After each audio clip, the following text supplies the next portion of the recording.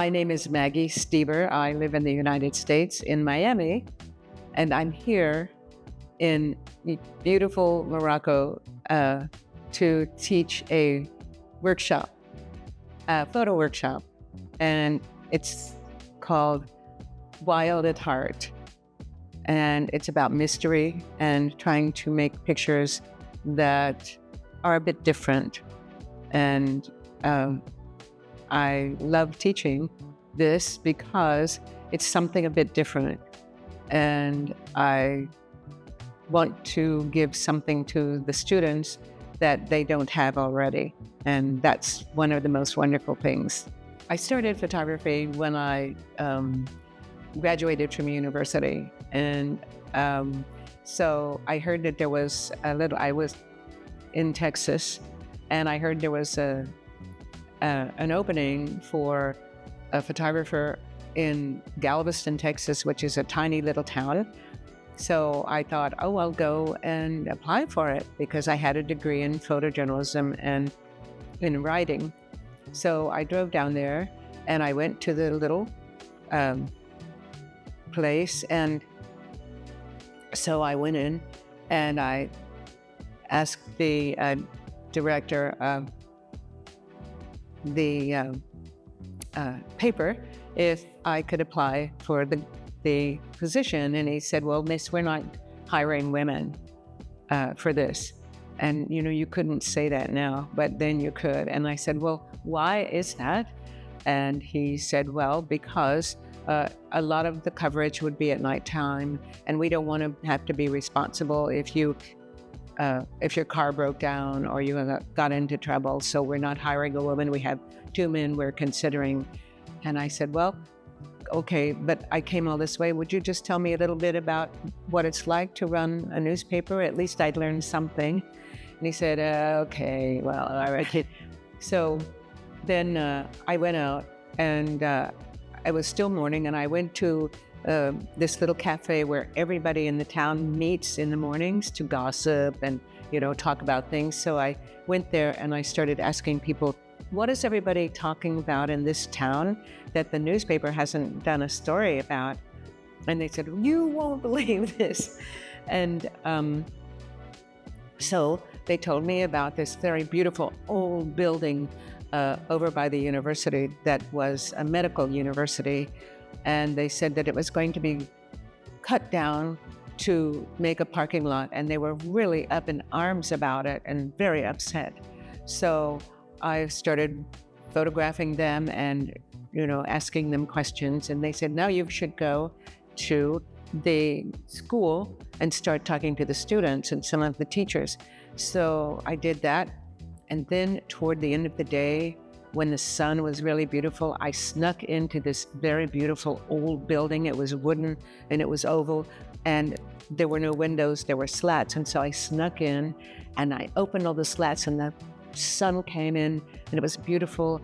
And I photographed that. And I had a friend who lived in Galveston, and he had a darkroom. So I stayed up all night writing a story and also making pictures. So the next morning at 9 o'clock, I went back to the paper and I knocked on his door, and he said, miss, I told you we're not hiring you. And I said, I remember. However, I found a story that your people in your town are really up in arms about, and you haven't done a story on it. So I did it. So would you mind looking at my story and looking at the pictures? And he kind of shies, you know. But at any rate, so he started reading the pictures, looking at the pictures and reading the story, and he was doing this, and I thought, oh, he hates it. And then he suddenly looked up at me and he said, miss, you have the job. Because we were considering these 2 men, and neither one of them would have gone to this trouble. And not only would I like to hire you, but I'd like to run this on the front page tomorrow. So that's how I got my first job. People ask that question all the time, that what's the difference between a good picture and a great one? And I have to say, actually, it depends on who's looking at it. And because the thing that's beautiful about photography is that everybody can bring their own thinks their own thoughts about it. And some people love certain things and other things. And so I think, though, a really great picture is one that catches your attention and holds you, or tells me a story about something, either a story about a person or a story about a place, or just something that sort of grabs you, your heart. It speaks to you in a way that makes you want to continue to look at it. And then one that's maybe not quite as interesting is one that's just not interesting. And so you have to ask yourself, why do you want to be a photographer? And then what do I want to photograph? And why? And how can I make something that people want to look at? And that's why you should look at a lot of pictures so that you can decide what you want to do with photography. And that's what we talked a lot about during our workshop here. You know, photographs can change the world, and they can. And they can change our lives as well. They can save us, not only in terms of the world, but even in our own lives. They can save us. They're very intimate, and they give us a way to understand ourselves. But also, if we look right now at what's going all over the world, there's horrible things. And those things need to be photographed, even if they're hard to look at, because this is history and we need to know what's going on. And if we don't see the suffering of children, for example, or we don't see bombs destroying whole cities, then we don't know what's going on, in which case anything that happens over there can also happen over here and happen to us. So photography is a way of letting you know what's going on in the world, and then gives us a way to think about how can we stop this from happening and who is doing this. So photography is like a big horn saying, ba, ba, ba, ba, ba, ba, this is happening, look at it, let's do something about it. So I think photography is so important in so many ways. It teaches us, it moves us, it saves us, and it can make us smile. And well, it does everything that can be done in any way. Photography can do it. While I was teaching this workshop, and I loved my students, I have to say, because they were so hungry and they were so open, and I was so fortunate to have such a great workshop with so many wonderful people. But so I was telling them about one of the things. So, you know, I've photographed all over the world, 72 countries. I've covered conflict. I've photographed very sad things, beautiful things, science, all kinds of things. I love to photograph everything, even fashion, everything. But at some point, having done this so many years, I wanted to play, because when I grew up, I was a little girl, only, didn't have any brothers or sisters, and my mama raised me, but so I grew up alone, and so I had a very active imagination, and I wanted to play for a while, because after you've seen so many difficult things or sad things, you kind of need to play. So I thought, well, I'm going to create a secret garden where there is a woman who this garden belongs to, and I named her Lily. And so the secret garden was anything that I wanted to put in there. I'm Lily, but that I wanted to put in there, and I didn't care whether anybody liked it or not, because it's not for anybody but me. So this sounds crazy, but it's not just about raising flowers. But so, for example, I live in Miami, and there's lots of little lizards, and I have cats, and they're always killing them, bad cats. And they bring me the dead lizards, and I thought, this is so sad. What can I do with these dead lizards? And I thought, maybe I can do something with the lizards and give them a second chance at life. So I started um, freezing the lizards, and then I would take them out, and I would make these little scenarios, these little like little movies, uh, and how even though they had died, they had a second chance at life. And I think that's something that all of us should keep in mind, that maybe things don't always go right, but we can still have a second chance at life. So anyway, the garden, the dead lizards could get married. They could, there was an Air Force where I put little wings on them and then hung them up and they could fly. And I took them, we had a Navy, so I would take them out into the ocean. I would actually go out into the ocean with a beautiful leaf and have the little lizards as the Navy. And the lizards, they had all kinds of things. And they were always making sure that the garden was protected. And then I started thinking about how we as women, we should try to encourage men to be kind to us and to support us. And there's a lot of men who aren't so nice, but there are very nice men, and that we as women should celebrate them.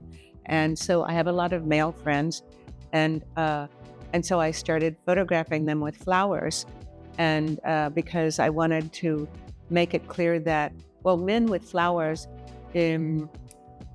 is something that it celebrates men, and that they're kind, and that they appreciate beauty and things like that. So I photograph a lot of my good male friends, and they're really great about it. And it's a whole series called Men with Flowers. And there's many, many things that go on in the secret garden. Anything goes. And some of the things are very dark. There's murders. There's murders, because I also have a very dark side. But anyway, there's all kinds of things. And I have to tell you, it has made me so happy and kind of allowed me to go out and do the normal things that I would do as a photographer, but also I get to play. And I don't care if anybody likes it. It's not for anybody but me. It's for me. It's my playground. And I really recommend that everybody tries something like that. As a photographer, you can photograph many different things. And I don't know why at some point I was really drawn to conflict. And I think it's because of the countries where this was happening. I went to Africa, to Zimbabwe, where it was very interesting actually, because the British had gone in many, many decades before, and they had taken over Zimbabwe, which is an African country. And so little by little, there started to be armies that the Africans would form, and they started going after the white people to get them out. So I wasn't really interested in getting at the front of a fight, because you can be killed. But what was interesting to me is watching and photographing all the white people who were packing all of their things. And you would see white women walking down the downtown street in high heels and beautiful dresses with an Uzi on their shoulder. And I thought, this is wild. And so at any rate, and I just really photographed this flight, the white flight. And that was a very interesting thing. And then I also have worked many, many years in Haiti, which is a country I love with all my heart. And I learned so much in so many ways about life in Haiti. And some parts of what I photographed in Haiti were very beautiful and sweet and everything. But also in Haiti, there's a lot of violence and poverty. And you can't ignore that. But even how you attend or how you approach people is you have to be very careful. You can't just go in and start asking them all kinds of questions, but listen to their stories. And if you will listen to people's stories, no matter where you are, they will teach you what they really are about, and you'll make much better pictures. I think sometimes we're in too much of a hurry. Slow down, because it's somebody's story. It's not yours. So listen and learn. one day I won't be here anymore, but I hope I'll try to get my photographs put into a collection, which there's lots of collections who will take your work. Um, but you don't just send everything, you have to curate it. But at any rate, I guess if if I could just say this one thing is that I hope that I did it right, that I was kind in my photographs, that I helped people understand what was going in the world, that you can look for beauty and it's all around us. And I don't mean just beautiful flowers, but the beauty in people. I love people, and that's who I want to photograph. And I want my pictures to celebrate the people that I photograph and help us understand that not everybody is the same, but the glorious thing about that is not everybody is the same. So I hope that people will look at my work and say, she was a kind woman. And I would be very happy just with that. I mean, I was fearless, but not aggressive. Like, I went and proved myself. I didn't mind having to prove myself, and it takes a long time. Sometimes you have to prove yourself, and that you hang in there, and that you learn and you get better. But so I feel like I did that. But that's what I would tell younger people. And one of the most things I love to say to anybody is have faith in yourself and have faith in your work, because those are your babies. And so you have to have faith in yourself, because it's not easy. It's not easy.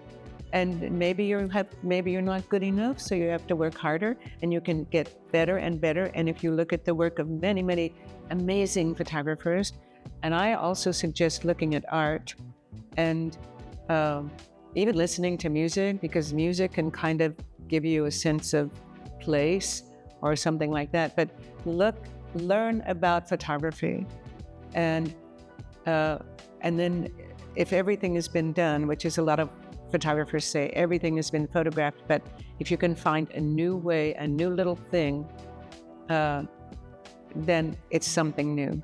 So you have to find new ways to tell an old story. And that means you have to really do some work and look at things, because if you stop to think about it, in the world, everything is changing. Some things never change, but there's always some change. So what is the change? And that's what you want to do. But then you also have to decide, what do I want to do with photography? Do I want to do fashion? Do I want to do music? And do I want to photograph what do you want to photograph? And where do you want to be? And what do you want to do with the photography? So it's a lot of thinking and getting out there and being brave, and again, being patient. And when people are willing to share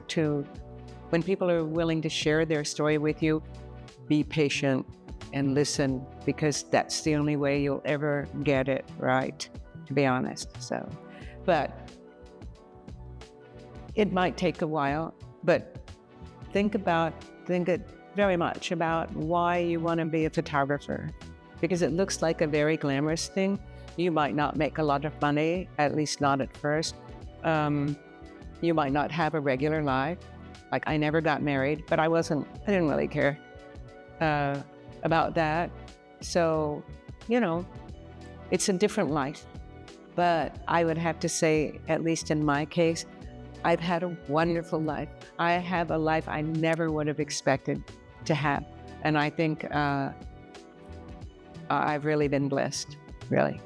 Well, in this workshop, we celebrated Sarah Terry, who was a magnificent photographer and a dear friend of mine, and many, many photographers. She's American, and she was a filmmaker, and she made lots of photographs and stories. And she also put money together to help people do different things, photographers, different things. She was generous, very, very generous. and she was had also a big imagination, and she saw the world in so many different ways. So I think that Sarah single-handedly uh, moved so many people forward, and she loved it. She loved it. It was part of who she was. And we have, there's a wonderful memoriam to her here. And she is beloved throughout the world. And sadly, recently she passed away. And we miss her desperately because there aren't so many people like Sarah. And so we want to always remind everybody about Sarah. And there's a lovely homage here. And it's just lovely. But Sarah, we never forget you. And every day we say your name. And we hope you hear us because we love you. And we will always love you. And you have made a huge, wonderful thing in this world because of your great heart. And we love you.